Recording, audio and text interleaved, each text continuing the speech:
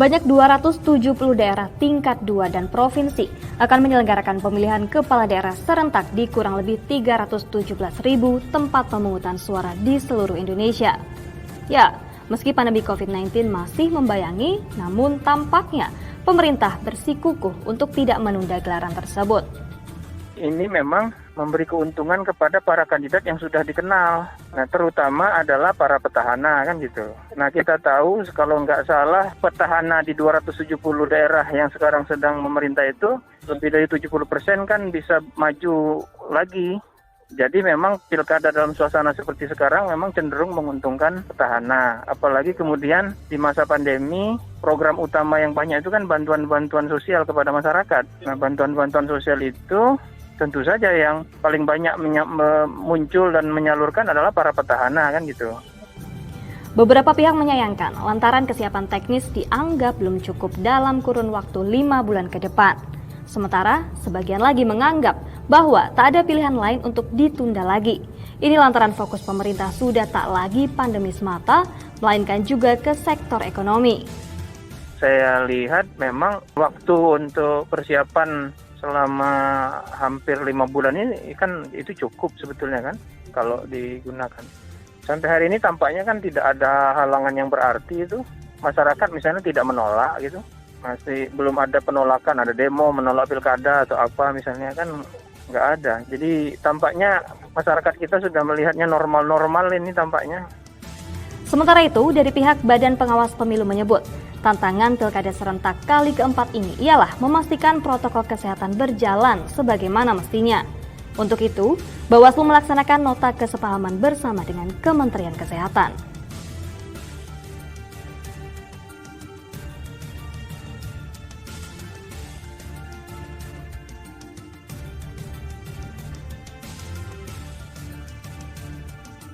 Lalu benarkah pilkada serentak ini sudah siap untuk diselenggarakan pada akhir 2020 esok? Saksikan pembahasannya dalam dialog berikut ini.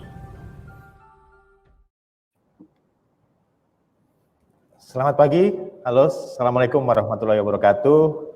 Bertemu kembali di Ngobrol at Tempo. Video pembuka tadi sudah menyebutkan ada 270 daerah yang akan menentukan pemimpin barunya. Terdiri dari 9 provinsi, 37 kota, dan 224 kabupaten. Pemilihan kepala daerah serentak kali ini memang diselenggarakan di tengah pandemi yang belum juga sempurna untuk diatasi. Pemerintah dan masyarakat masih berhadapan dengan penularan virus ini. Situasi ini membuat beberapa kalangan menyarankan pemilihan kepala daerah ini ditunda. Satu hasil survei dari 2 lembaga menyebutkan mayoritas responden menyatakan pemilihan kepala daerah ini sebaiknya ditunda. Saya sebutkan saja dari Indobarometer dan juga Indikator. Pemerintah sebaliknya telah merencanakan kampanye akan dilakukan di media sosial, dan ini tentu saja tidak akan mudah bagi semua pihak, bagi penyelenggara pemilu, bagi peserta pemilu, dan juga buat masyarakat. Tapi di tengah keterbatasan itu pemerintah optimistis bahwa pilkada serentak dapat diselenggarakan pada tanggal 9 Desember. Meski begitu, beberapa hal masih harus kita lihat kembali, kita diskusikan, dan sejauh mana persiapan itu sudah dilakukan oleh pemerintah, oleh Komisi Pemilihan Umum, dan juga oleh pemerintah daerah. Pagi hari ini kita akan membahasnya dalam persiapan pilkada serentak di masa pandemi bersama saya Budi Setiarso, pemimpin redaksi Koran Tempo. Inilah Ngobrol at Tempo, persiapan pilkada di masa pandemi.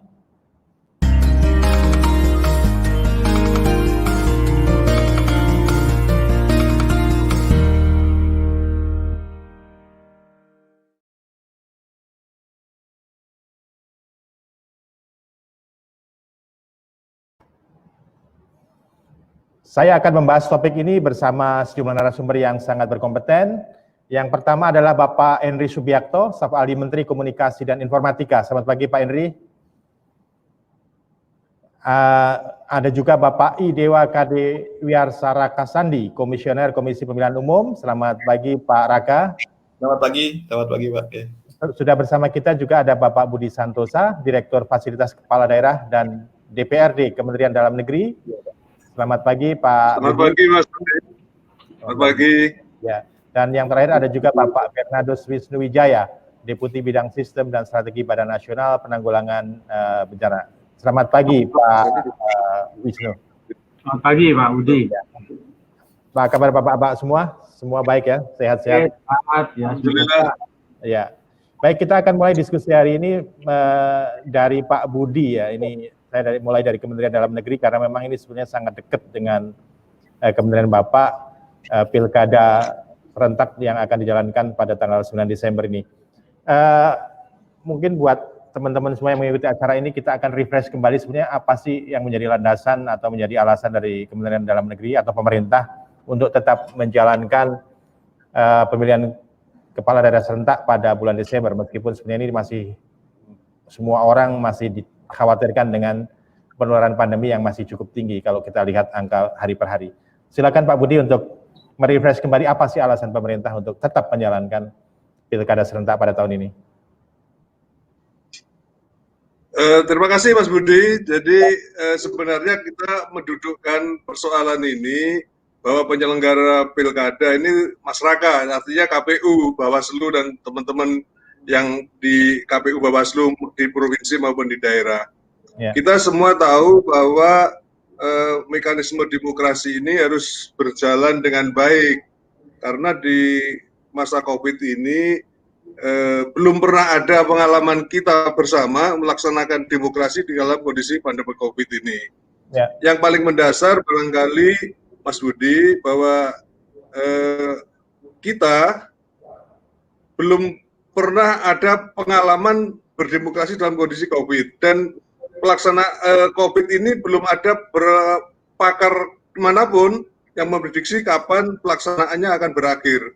Nah inilah menjadi persoalan dalam pilkada serentak ini.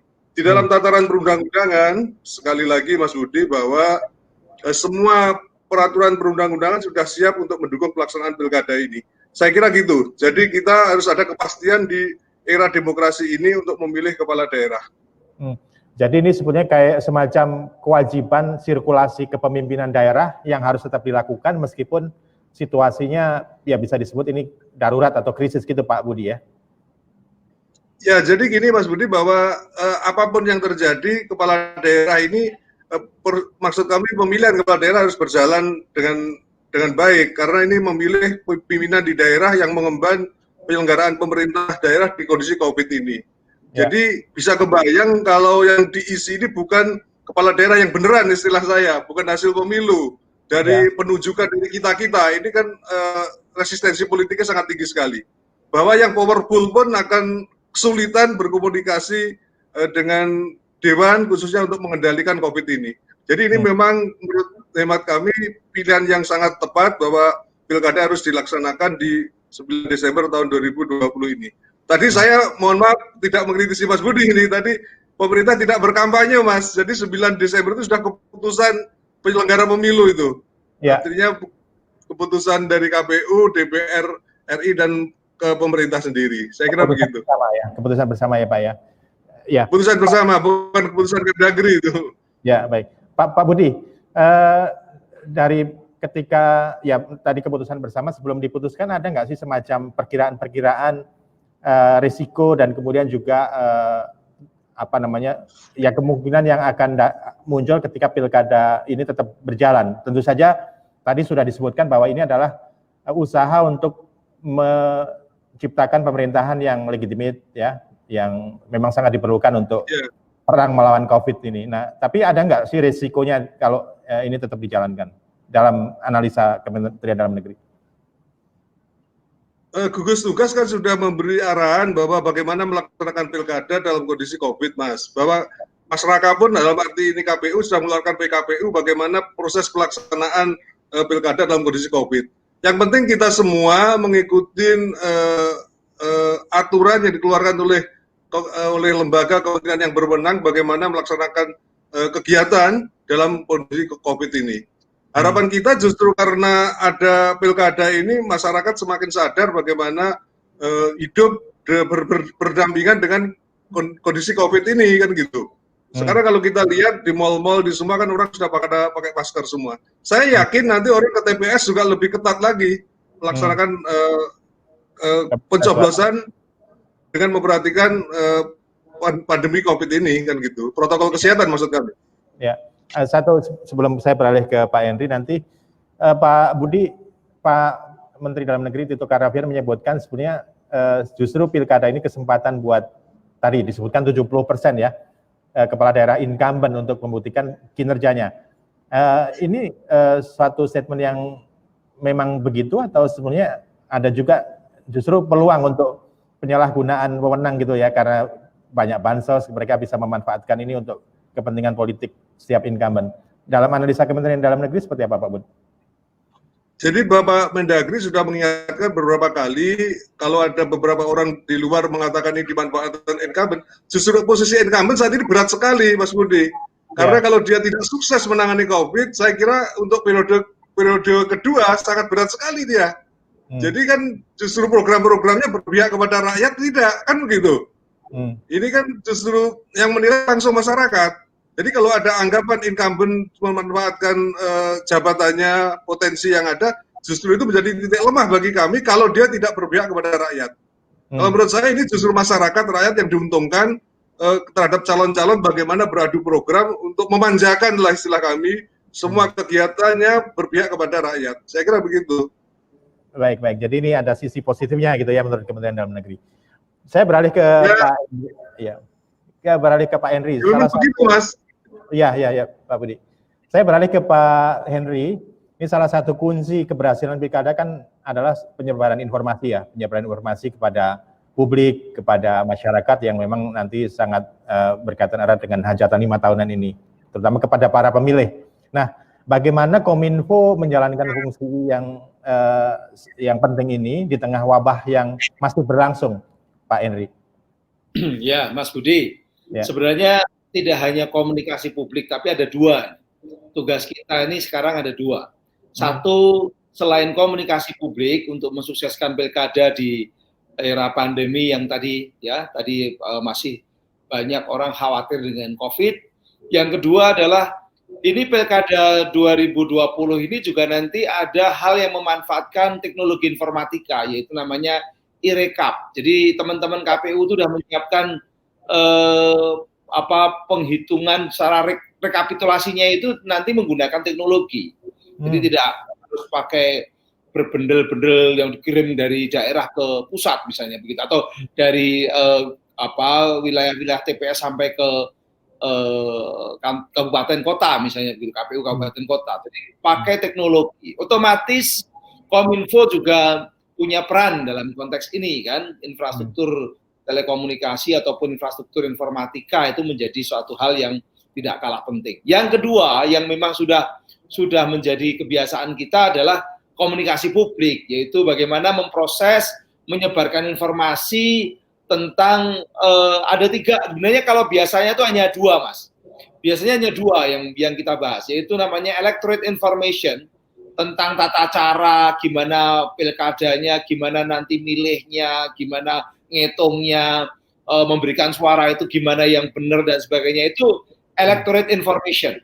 Yang kedua vote education, ini kan tugas kita semua, yaitu gimana menyampaikan informasi pada publik, pada masyarakat tentang pentingnya pilkada atau pentingnya demokrasi. Kalau sekarang ditambah satu lagi nih, health literasi dalam konteks supaya pilkadanya itu bisa berjalan demokratis tapi juga aman. Aman bukan hanya dari gangguan Kamtipmas dan gangguan kalau dulu misalnya ada penolakan dan sebagainya, sekarang aman ini dalam konteks juga kesehatan. Aman dari COVID, aman tidak menjadi istilahnya yang menyebarkan virus itu ya, jadi menjadi hal yang baru untuk wilayah yang menyebarkan itu. Itu menjadi persoalan yang sekarang yang tidak kalah pentingnya di sisi dari persoalan politik maupun persoalan demokrasinya. Itu yang tugas Kominfo salah satunya itu.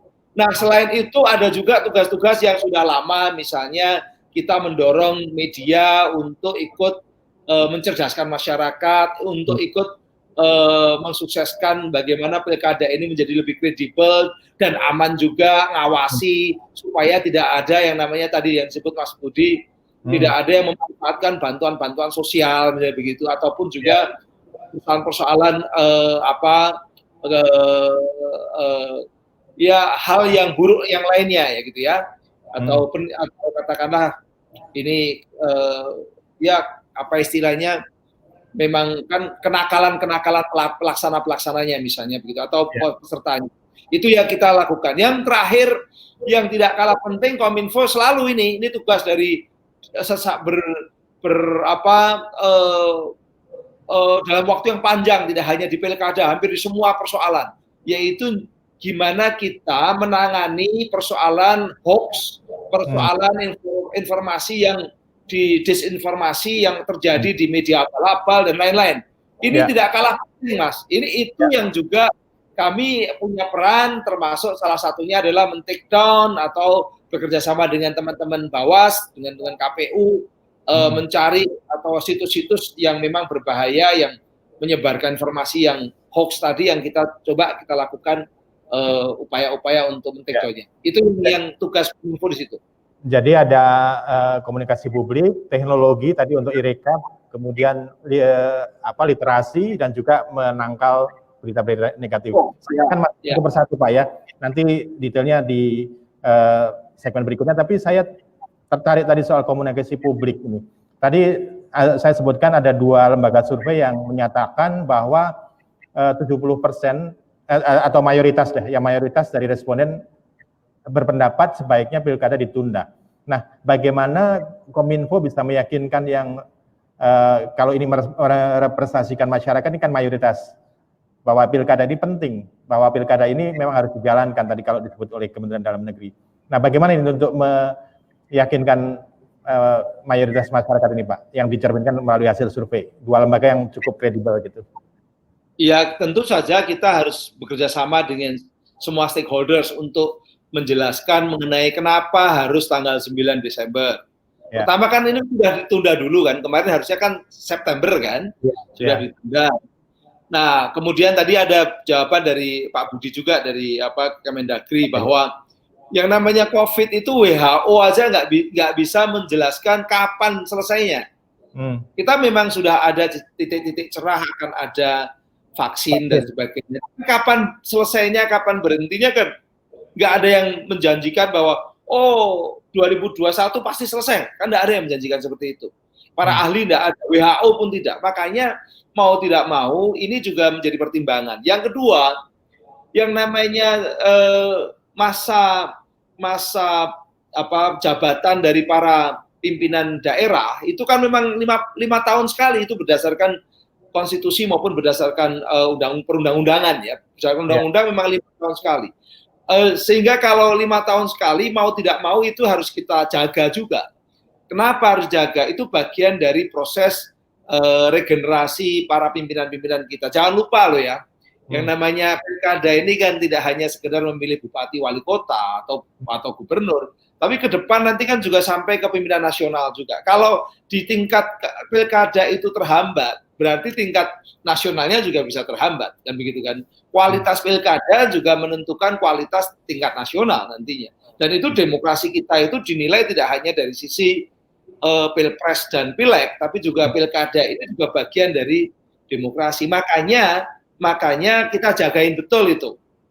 Pertama, memang undang-undangnya sudah menyebutkan 5 tahun sekali, kemudian kita udah perbaiki dengan Perpu nomor 2 tahun 2020. Ya, kemudian agenda nasional ini memang ya harus dijaga. Nah, masyarakat perlu kita ajak libatkan bahwa mereka sebaiknya memang harus ikut aware dengan memilih kepala daerah ini, karena memilih kepala daerah pada dasarnya adalah bagian dari menjaga demokrasi di negeri ini. Termasuk untuk pemilihan tingkat nasional itu kan mulainya dari bawah. Ya, Ini bagian dari usaha kita mencari calon-calon pemimpin yang lebih besar lagi gitu Pak ya. Iya, presiden kita aja dulu dari pilkada kan. Dari wali kota Solo.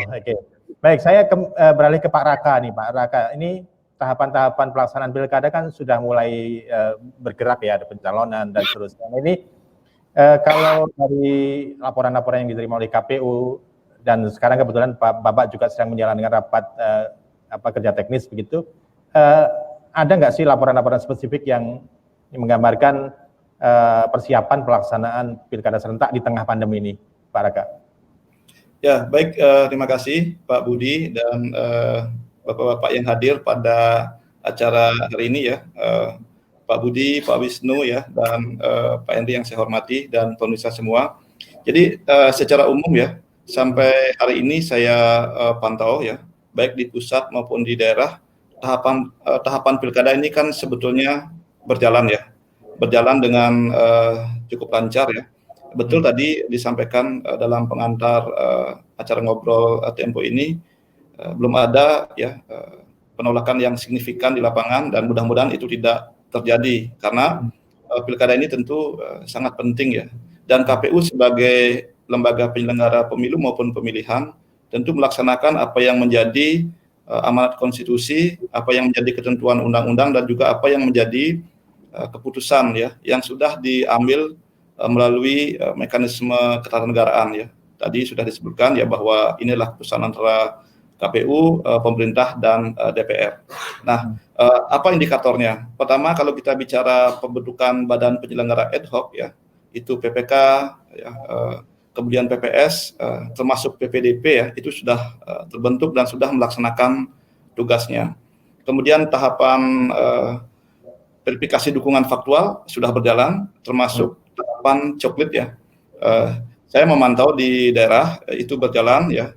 Memang ada kemudian sebagai contoh ya, mungkin nanti dari gugus tugas atau BNPB juga bisa memberikan penjelasan. Ada misalnya beberapa PPDP yang ketika dilakukan tes rapid ya, itu yang ternyata reaktif ya, kami ganti untuk memastikan bahwa petugas dalam keadaan sehat ya. Nah, sampai hari ini kegiatan-kegiatan itu berjalan dengan baik. Kami juga sudah melakukan simulasi ya, tentang tata cara pemungutan dan penghitungan suara yang menerapkan protokol kesehatan COVID-19 ya di KPU RI. Jadi kami pada saat itu juga mendapat banyak masukan ya, tentu ini menjadi bagian dari evaluasi dalam rangka ya mematangkan kesiapan untuk pelaksanaan pemungutan dan penghitungan suara pada hari H nanti. Jadi secara umum saya kira demikian ya Pak Budi. Ya, jadi ini ada simulasi juga untuk pelaksanaan protokol kesehatan itu ya. Kalau biasanya simulasinya kan pengamanan, pemungutan suara, tapi sekarang ada tambahan lagi simulasi ya untuk menjalankan protokol kesehatan gitu Pak Raka ya. Betul ya, jadi kami melakukan simulasi ya, itu tidak hanya melibatkan KPU dan jajaran ya, tapi juga dihadiri dari Bawaslu, kemudian dari pemerintah, dari gugus tugas ya. Jadi kami juga mendapat masukan-masukan tentang penyempurnaan tata cara pelaksanaan di TPS. Ini tentu menjadi bagian ya dari komitmen penyelenggara dan semua pihak untuk memastikan ya di samping pilkada ini nanti tentu ya kita berharap tetap demokratis, tidak menurun ya dari aspek kualitas demokrasinya, tapi juga adalah pilkada yang sehat ya, sehat, kemudian aman, dan kemudian pada saatnya nanti masyarakat tidak perlu untuk khawatir ke TPS ya, karena prosedur-prosedur itu sudah diterapkan, diuji cobakan, dan kemudian juga sudah mendapat masukan-masukan dari instansi atau lembaga kementerian yang berwenang tentang hal itu. Pak Raka, saya tertarik tadi, jadi semua penyelenggara pemilu di lapangan itu akan di rapid test begitu, secara rutin ketika nanti. Jadi begitu ya. Begitu ada yang reaktif, maka mereka tidak boleh bertugas, Pak. Ya, tidak boleh bertugas. Prosedurnya mungkin Pak Budi ya dari atau Pak Wisnu bisa menambahkan nanti. Jadi begini, khusus untuk PPDP dalam rekrutmennya itu, PPDP ini kan ujung tombak lembaga penyelenggara dalam proses pemutakhiran data pemilih dan penyusunan daftar pemilih.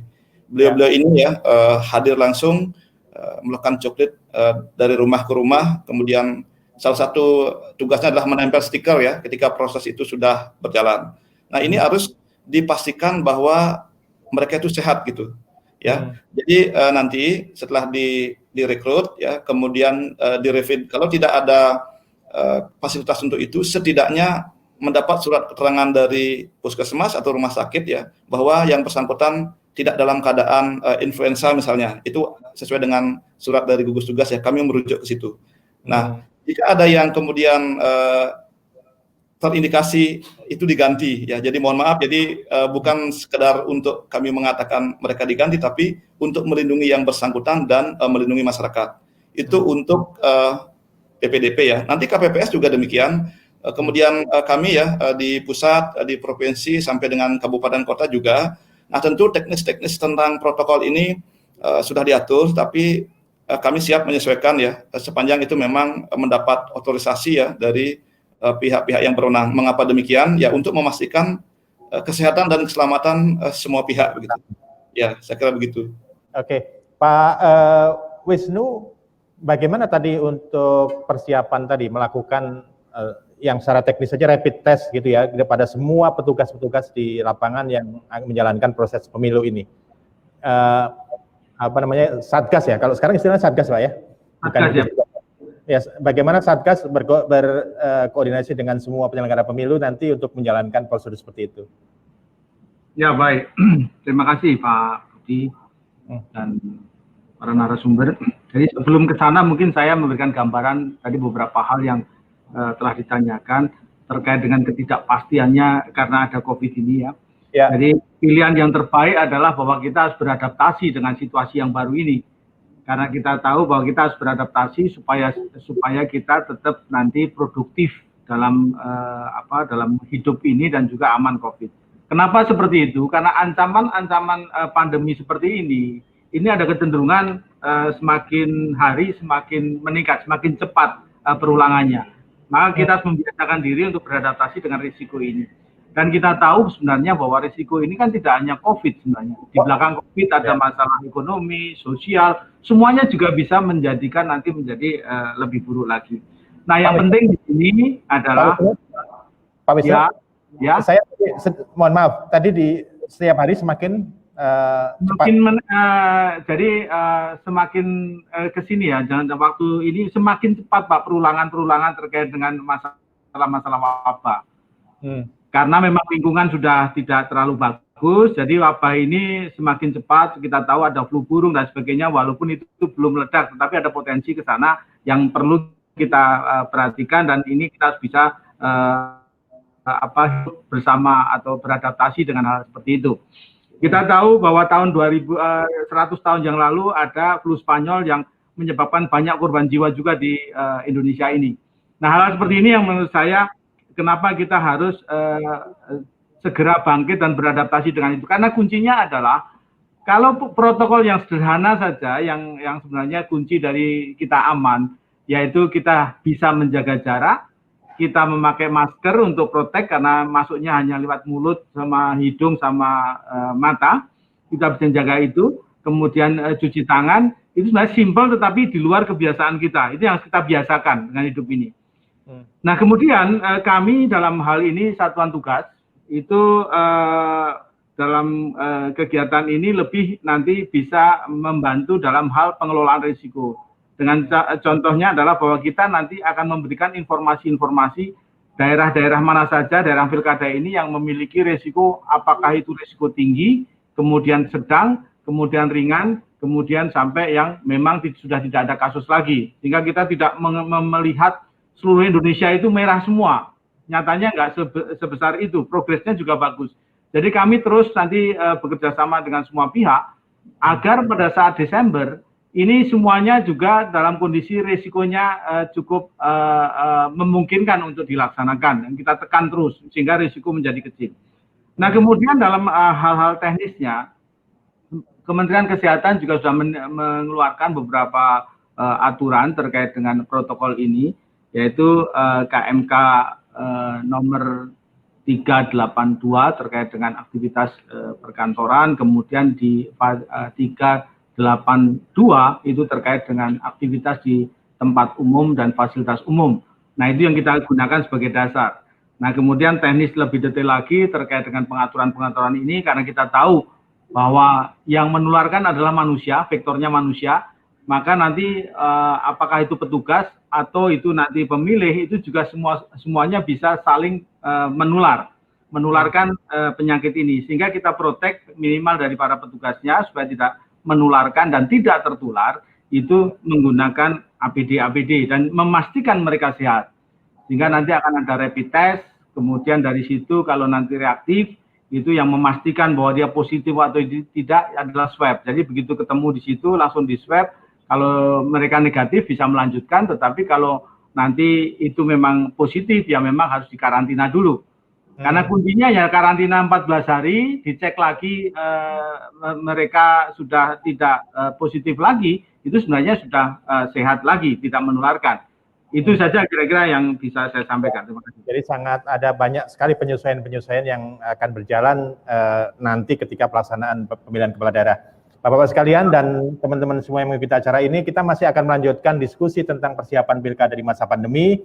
Kita nanti akan masuk ke sisi kampanye, di media sosial, kita akan nanti masuk juga ke tadi yang disebut oleh Pak Henry, teknis penghitungan suara melalui digital. Kita akan melanjutkan diskusi ini setelah jeda yang berikut ini. Jangan kemana-mana.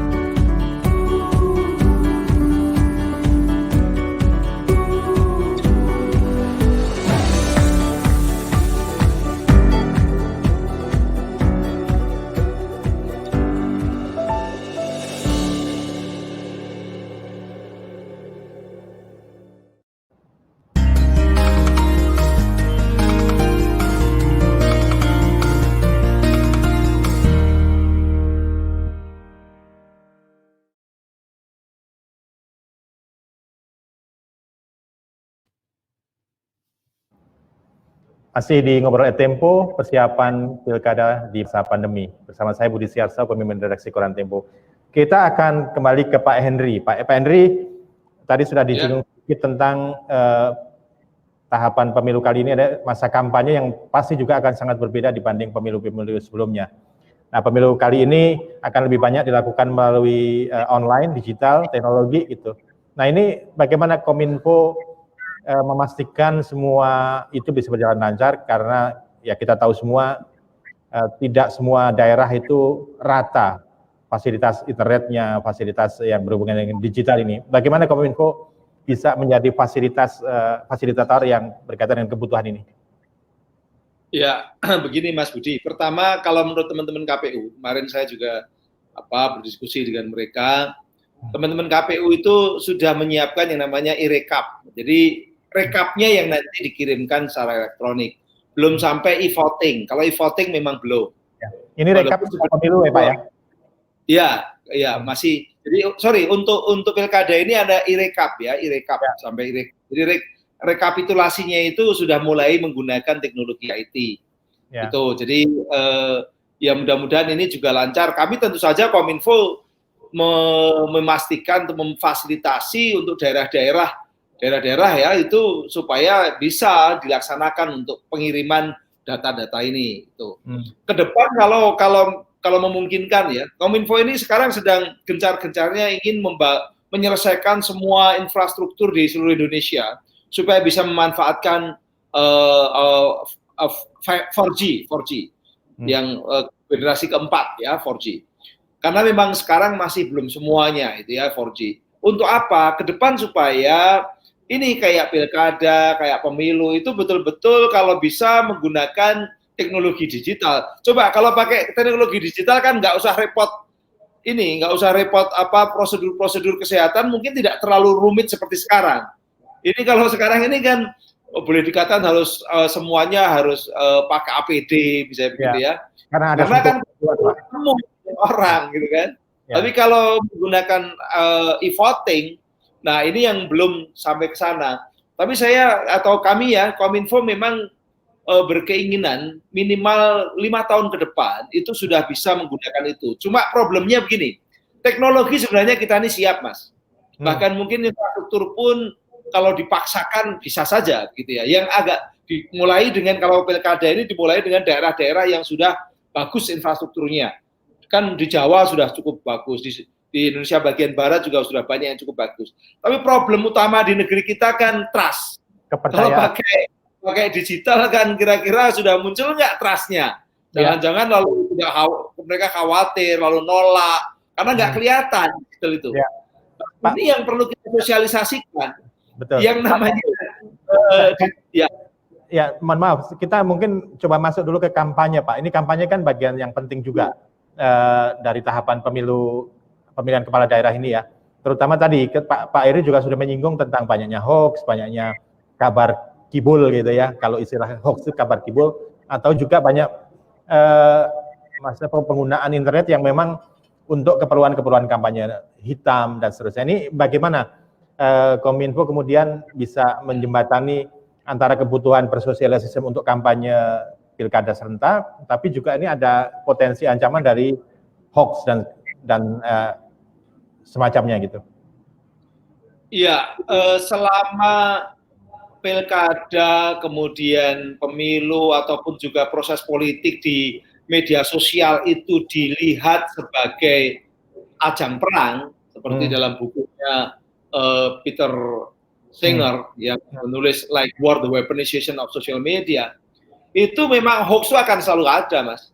Karena apa? Karena memang menganggap bahwa perang politik itu di media sosial.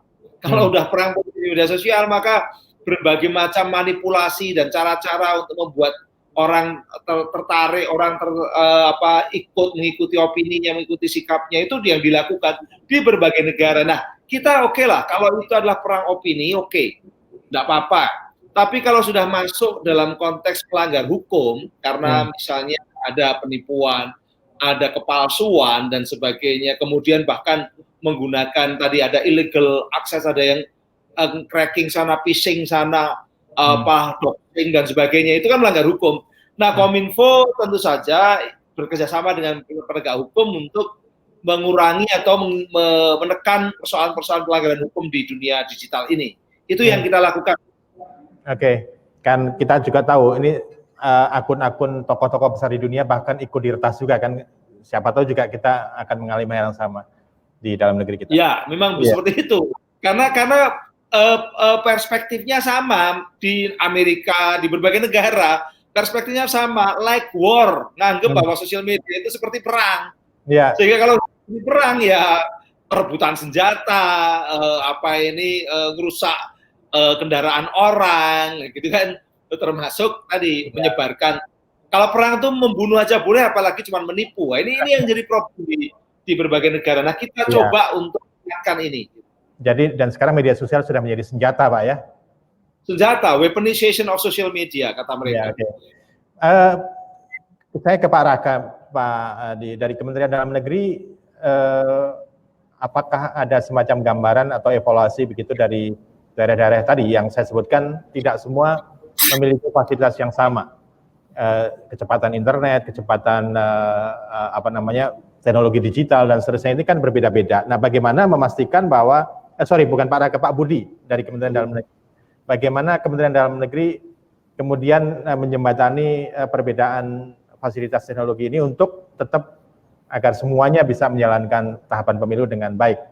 Karena memang semuanya akan bertumbuh kepada teknologi digital. Pak Budi Santosa. Mas Budi, ya. Bahwa mohon maaf, Kemdagri tidak menjangkau masalah teknologinya kan barangkali. Ya. Tapi yang jelas Mas Budi, kita pastikan bahwa kita memberikan dukungan terkait dengan proses NPHD, Jadi uangnya kita dorong untuk proses realisasinya berjalan dengan cepat dan baik. Data yang ada di kami, Mas Budi, tertanggal 20 Juli 2020 dari KPU untuk KPU, KPUD maksud kami di sini, dari 10 triliun sudah cair 8 triliun, jadi sudah 86%. Dari Bawaslu dari 3,5 triliun sudah cair 29 triliun, jadi sudah 85%. Dari pengamanan baru 35% karena pelaksanaannya belum berjalan. Jadi posisi Kemdagri sekali lagi mendorong pelaksanaan pilkada ini berjalan dengan baik dan bekerja sama dengan KPU sebaik mungkin. Sebagai bukti, Pak Menteri sudah mengeluarkan beberapa surat edaran untuk mendukung masyarakat, istilah kami untuk KPU ini. Bagaimana suksesnya pelaksanaan pilkada ini. Termasuk tadi yang dikaitkan dengan tenaga kesehatan. Kita sudah mengeluarkan surat edaran bagaimana dinas-dinas kesehatan harus mendukung betul proses pemungutan suara dalam kondisi pandemi COVID ini. Jadi protokol kesehatan harus diperhatikan betul. Jadi upaya kita, Mas Budi, bagaimana untuk mensukseskan pilkada ini berjalan dengan baik. Saya kira begitu. Jadi memastikan anggaran mengalir sesuai dengan tahapan-tahapan pemilu, kurang lebih gitu Pak Budi ya? Betul, termasuk tenaga-tenaga yang ada di dinas-dinas untuk mendukung sesuai dengan tugas fungsinya, terutama tenaga kesehatan ya. Di Puskesmas, di UPT-UPT-nya Dinas Kesehatan, itu untuk bersatu padu untuk mengawal betul pelaksanaan pemilihan dalam kondisi COVID ini, terutama di TPS-TPS itu. Ini sudah dibuktikan dengan surat edaran Bapak Menteri Dalam Negeri. Oke, dalam konteks penggunaan fasilitas digital itu artinya sebenarnya anggaran juga sudah tersedia dengan baik, bahwa semuanya akan berjalan lancar, kurang lebih gitu Pak Bud?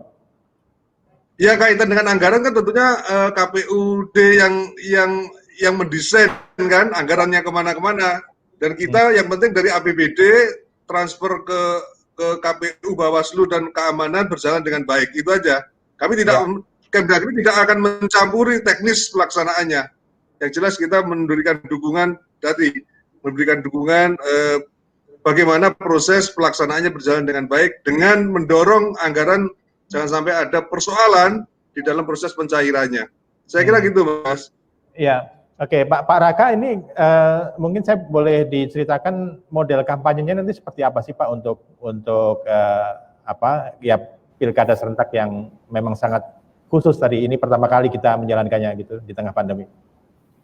Ya, baik ya Pak Budi. Jadi pertama saya jelaskan dulu, memang KPU ini berterima kasih karena banyak sekali mendapat masukan-masukan tentang bagaimana penyelenggaraan kampanye di masa pandemi ini.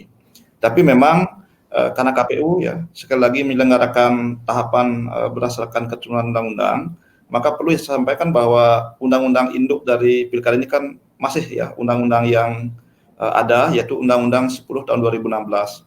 Di sana sudah diatur tentang bentuk-bentuk kampanye ya, pengaturannya sudah diatur di situ. Maka yang bisa dilakukan inovasi ya oleh KPU itu adalah sebatas pada ketentuan-ketentuan protokol dan hal-hal lain yang memang tidak secara letterlock diatur di sana gitu. Sebab kalau dilakukan perubahan-perubahan sementara undang-undangnya masih mengatur hal-hal yang selama ini diterapkan, tentu nanti PKPU-nya akan bertentangan dengan undang-undang. Nah, itu yang pertama.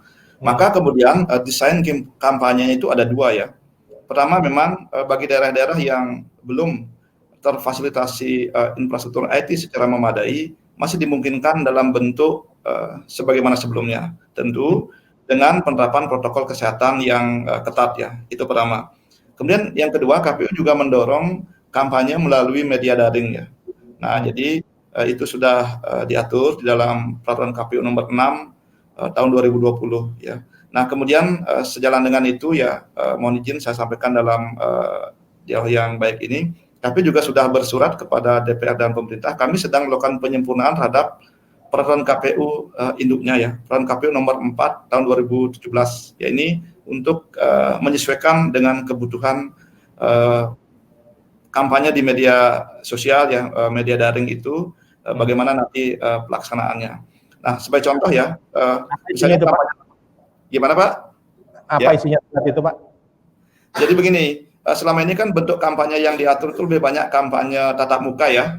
Jadi belum menerapkan protokol kesehatan. Nah, di dalam PKPU 6 itu sudah diatur ya. Nah, sedangkan aspek-aspek tertentu di dalam PKPU induknya juga perlu disesuaikan. Saya ambil contoh begini, kampanye rapat umum. Jadi mohon maaf, KPU memang di dalam peraturan KPU nomor 6 2020 itu masih memungkinkan untuk dilaksanakannya kampanye rapat umum ya. Nah, karena undang-undang maupun turunan-turunannya itu masih demikian. Tetapi kampanye rapat umum ini dengan syarat yang sangat ketat ya.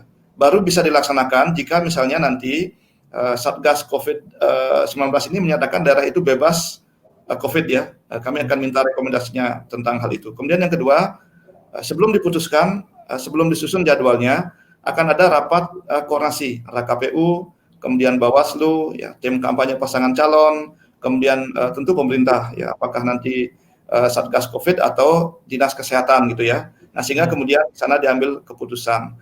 Jika memang tidak bisa dilakukan, maka kampanye rapat umum ini tidak bisa dilakukan dalam bentuk ya yang secara langsung ya offline. Dan sebaliknya kami mendorong untuk dilakukan secara online ya, secara atau melalui media daring. Nah, seperti yang kita lakukan saat ini. Jadi platform yang berkembang itu saya lihat memungkinkan ya untuk sampai ratusan orang, bahkan mungkin sampai di atas 1.000 begitu. Nah, tentu ini perlu pengaturan. Nah, jadi selain perlu pengaturan, kami sesuai dengan apa yang disampaikan oleh Pak Henry tadi, kami juga mohon dengan hormat dukungan dari Kominfo ya, agar ini kemudian bisa dilancarkan ya. Nah, kami akan mengatur ini, sudah direncanakan apakah nanti dalam bentuk petunjuk atau pedoman teknis penyelenggaraannya begitu ya. Nah, jadi sehingga kemudian ada mekanisme yang bisa diikuti oleh semua pihak gitu. Jadi ini tujuannya adalah untuk memberikan ruang yang cukup sehingga masyarakat mendapatkan informasi, mengetahui kemudian apa yang menjadi visi misi ya, termasuk juga program daripada masing-masing pasangan calon begitu. Nah, ini tentu hal baru yang kami juga memerlukan masukan-masukan sehingga pada saatnya nanti dapat dilaksanakan dengan baik begitu. Jadi Pak Raka, saya ingin menegaskan lagi, masih dimungkinkan kampanye tatap muka. Artinya pengerahan massa itu masih dimungkinkan di daerah yang dianggap aman gitu. Nah, jadi begini, masih dimungkinkan, tetapi tentu dengan persyaratan yang ketat ya. Nah, jadi nanti akan diambil keputusan apakah itu bisa dilakukan atau tidak. Ya, sebagai contoh misalnya, selain kampanye melalui media daring ya, dalam konsep kampanye sebelumnya kan ada misalnya pertemuan terbatas ya, kemudian ada tatap muka ya. Nah, ini tidak mungkin kami hapuskan karena undang-undang masih mengatur hal itu. Nah, lalu pembatasan nanti adalah melalui situasi objektif yang ada di lapangan, yang kemudian melalui mekanisme rekomendasi dan juga koordinasi dengan stakeholder terkait. Mohon izin ya, jadi nanti masa kampanye itu dimulai kan 3 hari setelah pasangan calon ditetapkan, ya lebih kurang 71 hari ya. Nah, itu di samping kami menyiapkan regulasinya, tentu akan ada rapat-rapat koordinasi.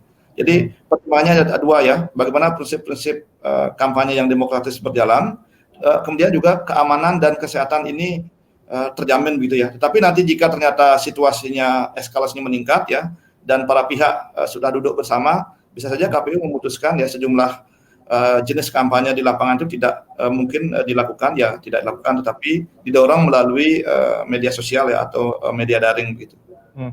Pak Raka, kenapa tidak langsung ditegaskan saja bahwa kampanye tatap muka yang risikonya sangat tinggi itu dilarang saja gitu? Jadi mohon maaf Pak, jadi undang-undangnya demikian ya. Jadi prinsip penyelenggaraan pemilu atau pemilihan ini kan berdasarkan undang-undang. Nah, kecuali kami diberikan solusi ya, ada perubahan terbatas terhadap undang-undang, atau memang misalnya diterbitkan perpu untuk itu, dan ini akan dijadikan dasar hukum bagi KPU. Saya kira itu memungkinkan. Nah, sekarang bahwa pembentuk undang-undang itu ada di DPR dan pemerintah ya. Saya kira jika itu dilakukan, khusus memasuki masa kampanye masih ada cukup waktu, tapi tentu kami juga akan menghormati apakah akan dilakukan demikian atau kita berpegang kepada undang-undang yang ada sekarang, tentu dengan protokol kesehatan yang ketat gitu. Nah, ini kami pertimbangkan secara mendalam ya. Mengapa? Karena kalau PKPU itu menyimpangi undang-undang, itu nanti bisa diajukan uji materi ke Mahkamah Agung ya, dan ketika nanti itu dibatalkan, tentu ini akan menjadi persoalan baru dalam penyelenggaraan pilkada kita. Ya, sebelum jeda saya akan kembali sedikit ke Pak Budi.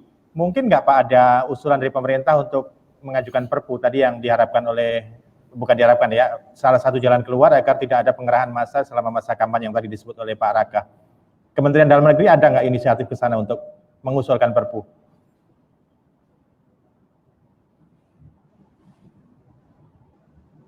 Saya kira tidak mungkin, Mas, karena Perpu kita kemarin alhamdulillah sudah disepakati menjadi undang-undang kan. Ini waktu sudah terlalu pendek. Yang kedua kali kan tadi di PKPU nomor 6 kan sudah jelas sekali persyaratan untuk kampanye di luar, di ruang terbuka ini kan persyaratannya ketat sekali. Dan yang perlu diketahui bersama bahwa ada daerah-daerah di Indonesia ini yang daerah hijau betul kan begitu kan. Nah, daerah yang hijau betul kan saya kira bisa dilaksanakan dengan baik kan gitu.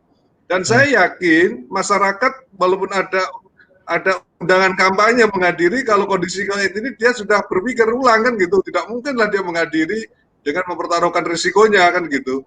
Saya kira kesadaran kita sudah cukup baik lah bagaimana hidup dalam kondisi pandemi COVID ini. Saya kira gitu. Kalau Perpu saya kira waktu juga nggak mungkin, dan ini cukup diatur oleh PKPU dan PKPU sudah ngatur cukup baik. Masyarakat percaya diri aja lah ini karena sudah diatur dengan baik oleh teman-teman KPU, dan kita ikutin lah. Jangan sampai melambung-lambung masalah hukum dan politik di Republik ini. Saya kurang sependapat Mas Budi kalau ada lambung-lambung gitu, karena ini masalah kecil dan PKPU sudah ngatur dengan baik. Jadi mohon izin saya tambahkan ya Pak Budi. Jadi begitu ya, saya ingin menjelaskan bahwa kenapa KPU memberikan ruang begitu, karena undang-undangnya demikian. Tetapi saya sepakat protokolnya sudah sangat ketat. Jadi kita sebenarnya bisa melakukan dengan itu. Tetapi kalau diminta menghapus, tentu harus ada dasar hukumnya begitu. Ada dasar hukumnya, baik. Ya. Ya tadi kan sebenarnya kita bicara tentang kampanye terbuka yang sangat berisiko tinggi. Tapi kita akan nanti tanyakan kepada gugus tugas, satuan tugas kalau istilah sekarang, atau dari Badan Nasional Penanggulangan Bencana. Tapi kita akan jeda sejenak untuk mengikuti video yang berikut ini. Jangan kemana-mana.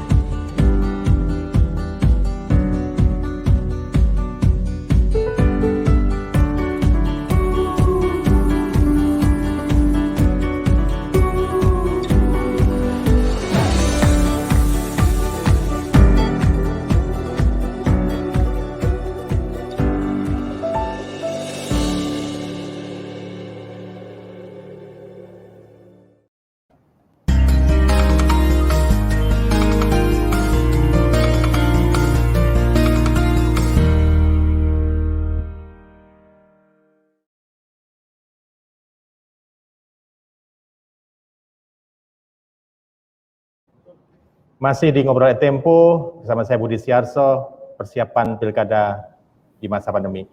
Pak Wisnu, tadi sudah disebutkan masih ada terbuka kemungkinan untuk menjalankan kampanye secara terbuka, gitu. Dan juga tentu saja diharapkan tetap menjalankan protokol kesehatan. Menurut Pak Wisnu, ini ada risikonya nggak sih Pak? Atau sebenarnya seperti apa pemetaan dari satuan tugas COVID-19 ini terhadap tahapan-tahapan pemilu yang akan dijalankan? Baik, terima kasih. Jadi pada prinsipnya dari kami itu memang aturan harga matinya adalah protokol kesehatan, karena ini sangat berisiko. Sehingga kalau memang aturannya sudah seperti itu dan tidak bisa dirubah, mestinya di-adjust dengan tadi mampu tidak mereka melakukan itu protokol kesehatan, jaga jaraknya dan sebagainya. Dan saya kira KPU sudah membuat aturan-aturan yang membatasi berapa yang boleh melakukan, termasuk di tempat pemilihan sendiri yang tadinya 800 dikurangi jadi 500, semuanya terkait dengan itu. Kalau dari kami untuk saat ini memang lebih mengharapkan supaya tidak terjadi kerumunan, karena ini menjadi klaster baru biasanya begitu ada kerumunan, sehingga sebisa mungkin kita batasi, dan kemudian juga penyelenggaranya mestinya juga harus bisa menjamin bahwa itu tidak terjadi kerumunan. Ini yang menjadi sulit. Jadi harus ada balance lah antara penyelenggara maunya misalkan mau mengadakan pertemuan seperti itu, tetapi harus bisa menjaga. Nah kemudian di sini diperlukan juga pengawasan pengendalian secara ketat nanti. Dan kalau perlu juga nanti ada sanksi-sanksi harus disiapkan untuk tidak terjadi kerumunan-kerumunan tersebut.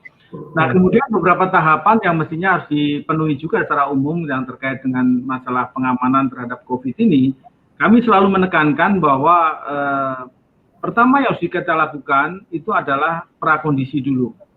Artinya prakondisi di sini adalah kita harus secara saintifik bisa meyakinkan bahwa itu aman, berarti dari epidemiologi nanti akan melihat itu dan mengatur itu. Kemudian ada SOP atau petunjuk-petunjuk teknis di situ seperti apa, karena setiap tempat saya kira berbeda, tidak bisa suatu aturan general karena tempatnya juga berbeda, berarti pengaturannya harus berbeda setiap tempat. Nah itu harus diyakinkan betul petunjuk teknisnya, kemudian juga disimulasikan dulu di sana, disosialisasikan dan disimulasikan sehingga semuanya paham, baik itu dari petugasnya maupun juga dari para peserta yang akan di sana.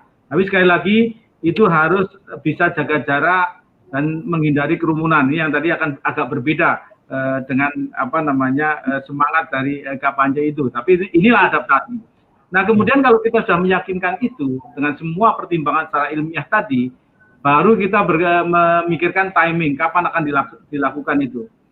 Nah kalau timingnya sudah ketemu, kapan dilakukan, waktunya siang, sore, malam atau tanggal berapa, itu kita lakukan karena persiapannya sudah siap.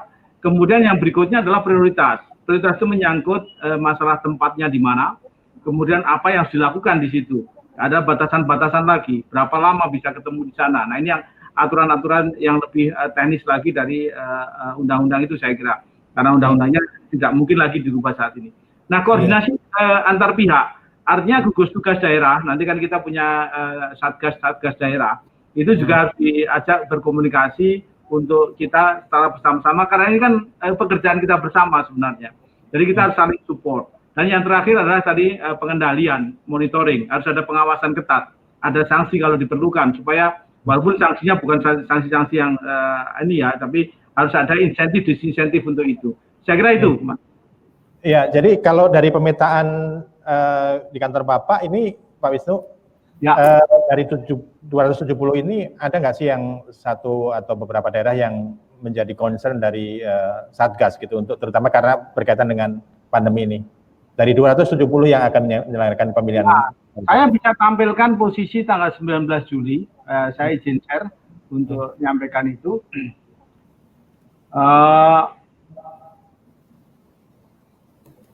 Ini situasi Indonesia pada bulan Juli ya, tanggal 19 ini posisinya seperti ini. Ada memang daerah-daerah yang merah, yang artinya bahwa ini berisiko tinggi.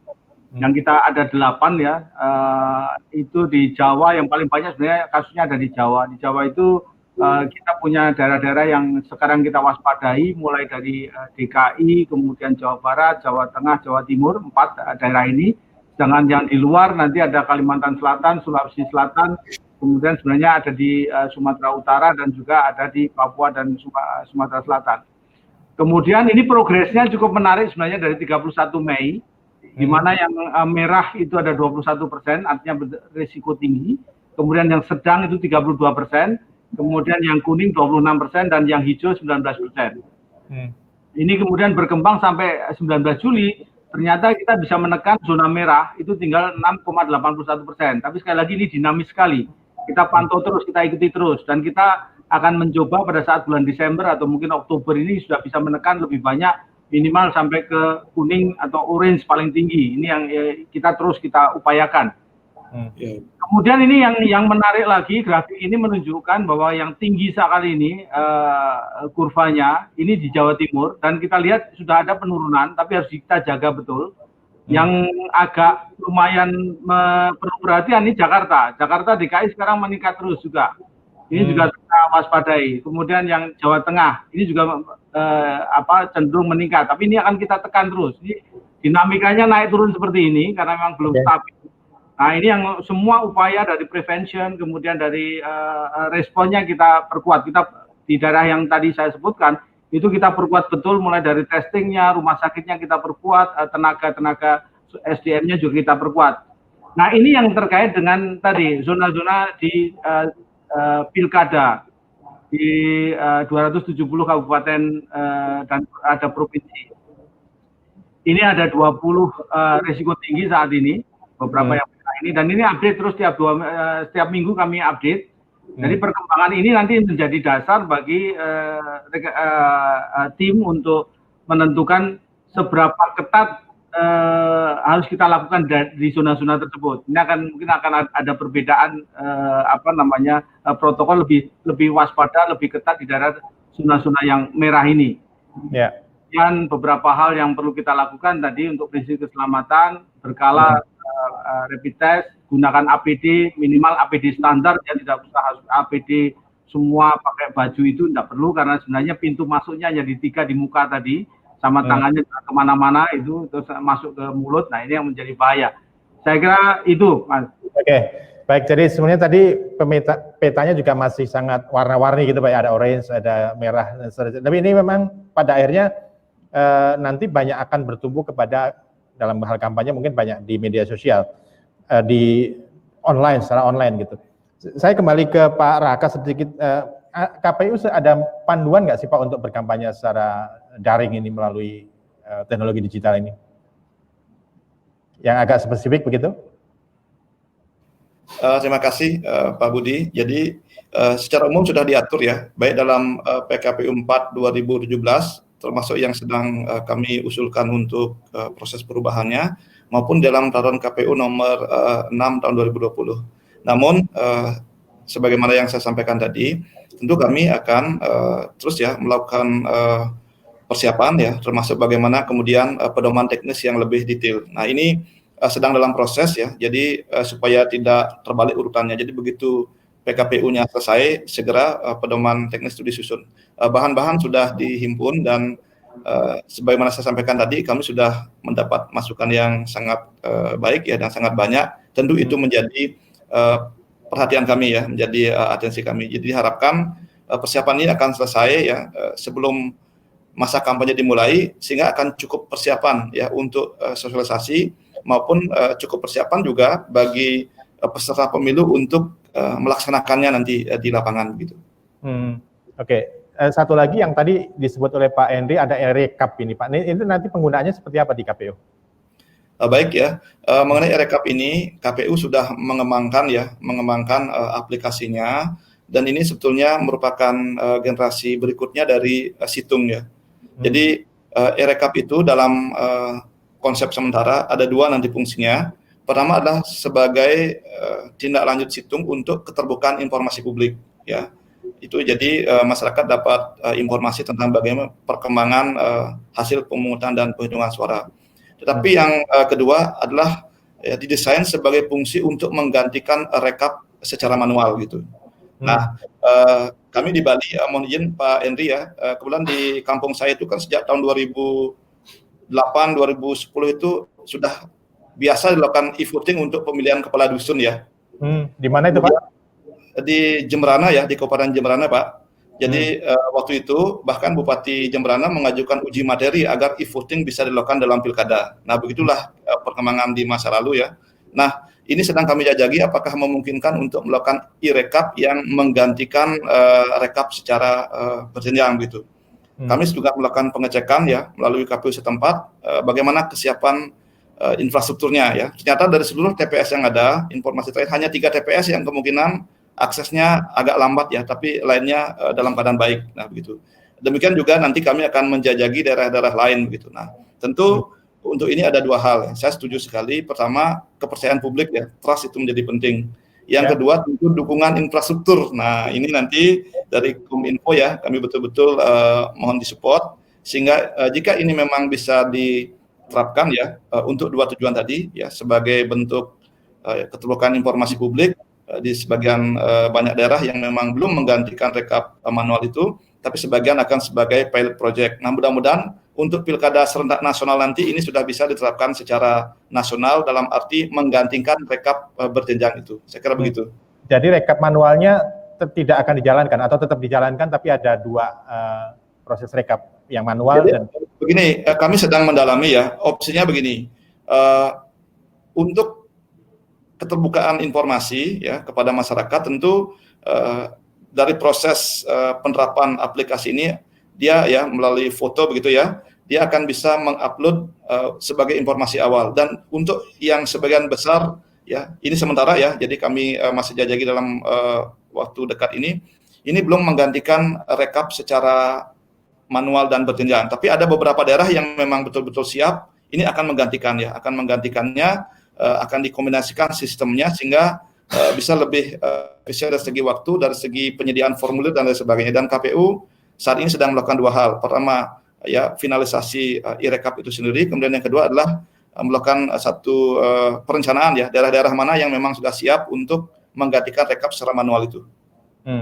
Oke. Saya ke Pak Henry. Pak Henry, kalau tadi saya sih membaca dari apa yang disebutkan oleh KPU, itu nanti ada dua yang akan bertumbuh di Kominfo gitu ya. Yang pertama adalah dalam proses kampanyenya nanti yang akan banyak bertumbuh kepada platform-platform online gitu, karena persyaratan untuk melakukan kampanye yang terbuka tadi sangat ketat, yang juga harus mendapat rekomendasi dari satuan tugas. Yang kedua adalah dalam proses rekapitulasi pemungutan suara. Nah, ini kan satu tugas yang menurut saya agak cukup menantang di Kominfo. Ini gimana nih Kominfo bisa menjalankan setidaknya dua hal itu secara sebaik mungkin begitu? Ya, kalau untuk persoalan komunikasi di dunia maya kan ini udah terjadi tidak hanya sekarang, Pak. Artinya kemarin-kemarin juga. Artinya itu hal yang biasa ya. Cuma memang kalau Kominfo kan tadi kami punya melakukan tugas literasi supaya pemanfaatan media sosial itu betul-betul sesuai dengan koridor hukum. Kalau kebebasan berpendapat itu sudah bagian dari demokrasi, artinya nggak masalah. Tapi tidak berarti bahwa mereka boleh melanggar hukum kan, itu yang seringkali terjadi kan itu. Nah, kalau melanggar hukum di media sosial, orangnya yang ngusut kepolisian sebagai penegak hukum. Tapi kalau kontennya, akunnya yang biasanya itu terkait dengan Kominfo juga, yang blokir dan sebagainya itu Kominfo kalau udah kontennya begitu. Itu yang persoalan yang pertama. Kalau mengenai e-rekap tadi, ini kan sesuatu yang sangat bagus nih. Ya. Ini perkembangan yang bisa menjadi tahapan awal untuk menuju kepada nanti pemilu itu sudah semuanya berbasis digital, sehingga kalau udah seperti itu kemajuan yang luar biasa. Tapi memang bagi Kominfo tugas berat, karena tadi terus terang Kominfo mencatat masih ada di Indonesia ini 12.500-an desa yang belum bisa tersambung dengan internet, Mas. 12.500 ya. 12.548 kalau nggak salah begitu. Ada rinciannya 48. Sementara seluruh Indonesia ini 83.400 sekian seluruh Indonesia. Nah, masih 12.000 yang belum bisa mengakses internet. Itu sekarang komitmen dari Pak Presiden, kemudian komitmen dari Kementerian Keuangan, walaupun kondisi COVID harus selesai. Minimal kalau bisa 2023 udah selesai. Kalau 2024 ya paling mundurnya 2024. Harus on itu, harus sudah betul-betul semuanya bisa melaksanakan. Nah, dari 12.000 lebih tadi itu ada di daerah 3T, itu sekitar 9.000-an, dan sisanya yang 3.000-an itu ada di daerah, termasuk daerah-daerah yang bukan 3T. Artinya bisa saja di Pulau Bali, bahkan bisa juga ada yang di daerah Pulau Jawa pun masih ada gitu, Sumatera masih ada begitu. Itu memang ada seperti itu. Nah, kalau seperti itu, ini sebenarnya adalah komitmen operator seluler yang belum optimal. Mereka udah punya BTS misalnya begitu, operator selulernya udah punya BTS daerah-daerah itu, tapi BTS-nya masih terbatas, apakah itu kapasitasnya ataupun juga teknologinya. Masih banyak BTS itu teknologinya belum 4G, masih 2G atau 3G. Nah, kalau seperti itu tidak mampu untuk dipakai secara optimal pemanfaatan digital gitu loh, Mas. Nah, itu Kominfo mengumpulkan para operator seluler untuk ayo di daerah-daerah yang bukan 3T, ini tugas Anda. Komitmennya karena dulu ketika dapat izin ya mereka tidak hanya di Jakarta atau di kota-kota besar apa yang difasilitasi, tapi di daerah-daerah itu pun juga harus memiliki pelayanan yang hampir sama. Itu tugas kami, Pak, tugas kami. Tapi insya Allah 2023 insya Allah ini udah bisa diselesaikan. Kalau sudah bisa diselesaikan, insya Allah nanti 2024 ya, itu pemilu sudah bisa kalau mau pakai kalau e-voting mungkin masih trust-nya ya perusahaan, tapi minimal tadi i-recap itu bisa. Iya, ya tadi Pak, tadi mungkin untuk hardware gitu lebih mudah ya, tapi bagaimana tadi soal trust, soal kepercayaan publik terhadap hasil, terhadap juga proses kampanye ini, saya akan sedikit singgung tentang hoax ini Pak. Ini bagaimana Kominfo memastikan hoax tidak mengganggu proses pemilu kepala daerah yang serentak di akhir tahun ini, baik dalam masa kampanyenya, dalam proses pelaksanaan pemungutan suara, sampai nanti di penghitungan suara yang akan dilakukan melalui e-recap ini. Persoalan yang seringkali agak sulit itu kan hoax itu munculnya atau peredarannya lewat komunikasi yang sifatnya private, Mas. Apakah di grup gitu ya, private kan di grup. Sementara komunikasi private itu tidak bisa diakses sembarangan. Ada undang-undang yang melindungi karena illegal access kalau sampai kita masuk sana, kecuali penegak hukum. Penegak hukum yang mau menegakkan hukum boleh masuk ke private sebagai bagian dari penegakan hukum, misalnya kayak KPK, itu boleh. Tapi kalau Kominfo pun nggak bisa masuk ke private. Nah, hoax itu seringkali ada menggunakan jalur-jalur privat, WA group itu paling banyak, Mas. Itu WA group. Kalau di Twitter tuh soalnya begini, kita bisa mantau, bisa tahu ada hoax-hoax gitu. Cuman karena Twitter itu juga akun-akunnya itu melekat di aplikasi yang dimiliki oleh perusahaan yang di Amerika, maka tidak mau kalau kita ingin men-take down akun harus komunikasinya dengan perusahaan yang ada di Palo Alto di Amerika sana, misalnya begitu. Dimungkinkan ya. Yang di Instagram, di Facebook. Kecuali kalau mau blokir sekalian Facebooknya ditutup gitu malah bisa cepat kalau. Tapi kan nggak mungkin itu melanggar kebebasan dan juga nanti dikenakan ke pengadilan lagi, nanti pengadilan tata usaha negara. Ya seperti di Papua ya Pak ya. Seperti di Papua.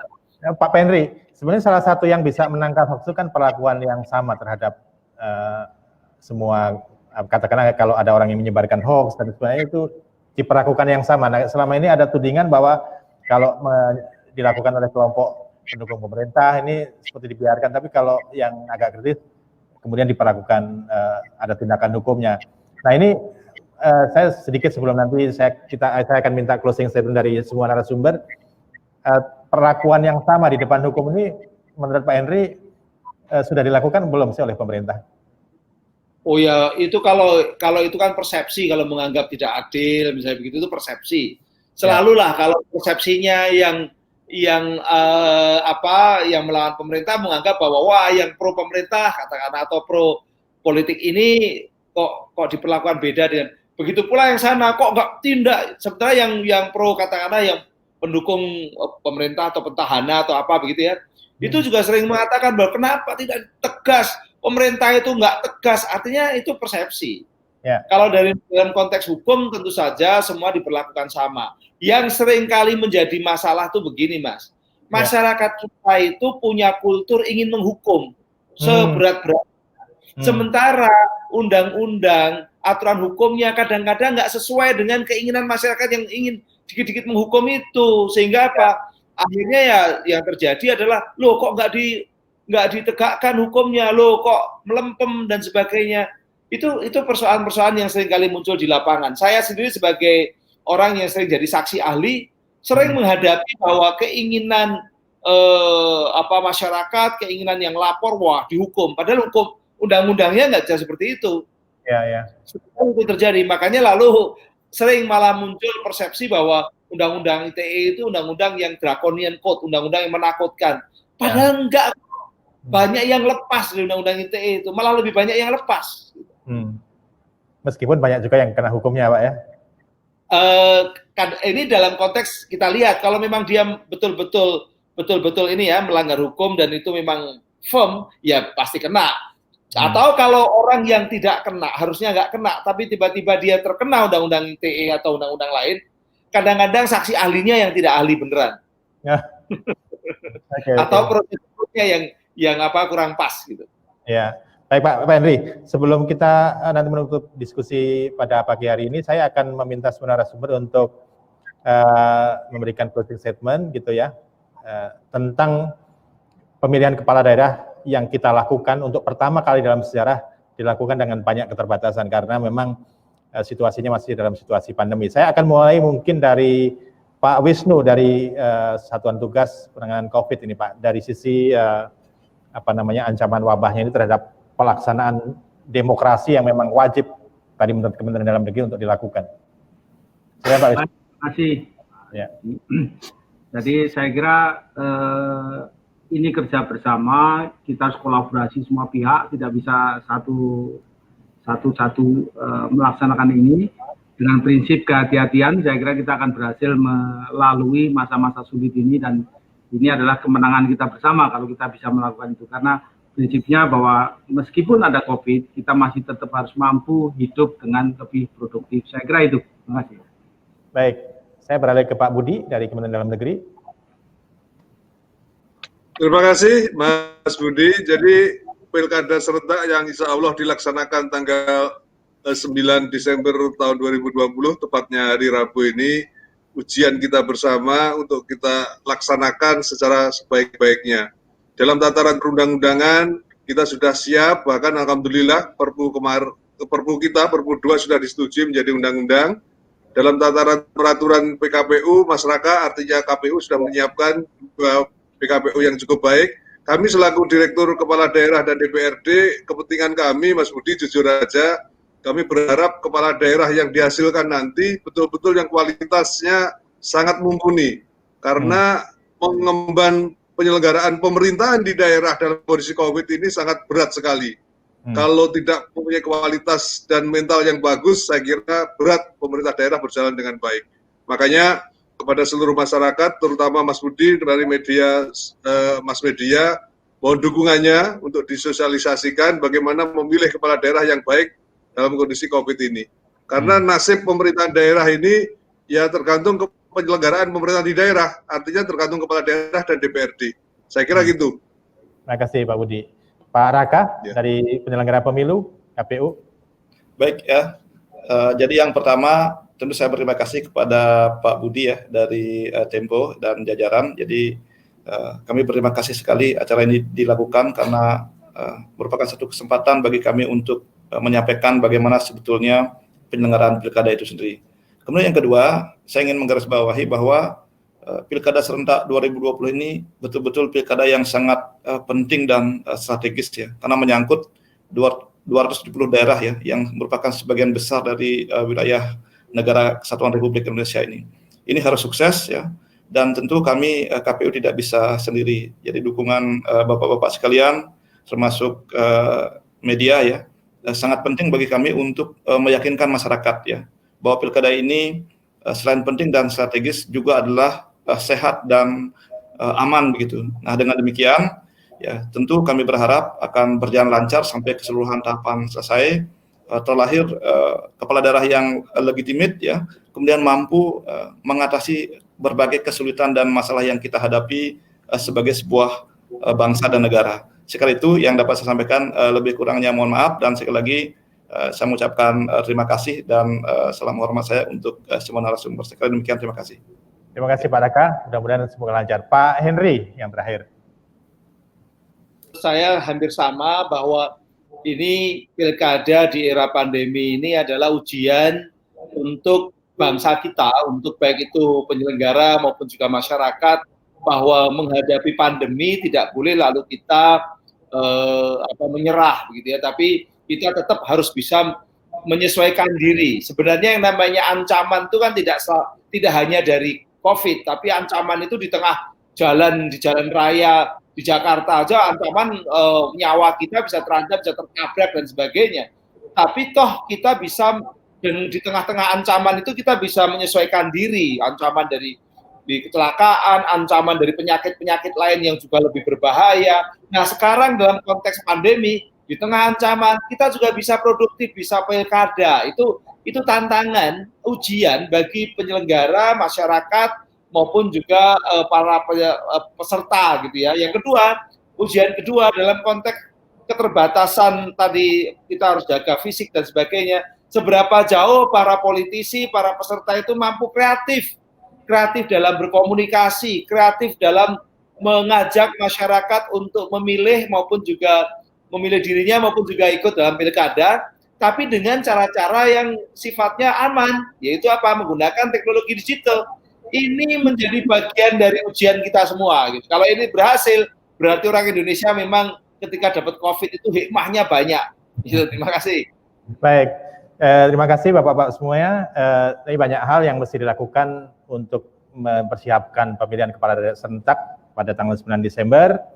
Satu yang tadi digarisbawahi adalah yang pertama, protokol-protokol kesehatan akan tetap harus dijalankan, karena itu memang satu hal yang terpenting untuk menjaga keselamatan masyarakat luas.